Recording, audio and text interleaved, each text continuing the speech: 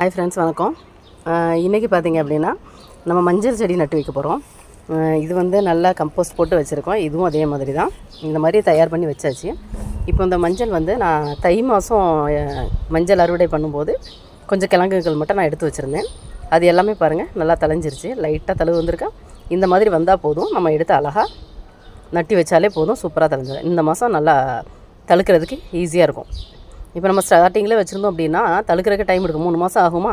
அப்போ வந்து முளைக்கலாங்கிற மாதிரியே இருக்கும். நம்ம தொட்டியில் வந்து வெளியில் வர்றதுக்கே 3 மாதம் எடுக்கும். பாருங்கள், இப்போ தை மாதம் எடுத்த மஞ்சள் இப்போ இந்த ஏப்ரல் மாதம் தான் நமக்கு அழகாக நுனி வந்திருக்கு. பாருங்க, இப்போ தான் தழுக்க ஆரம்பிக்குது.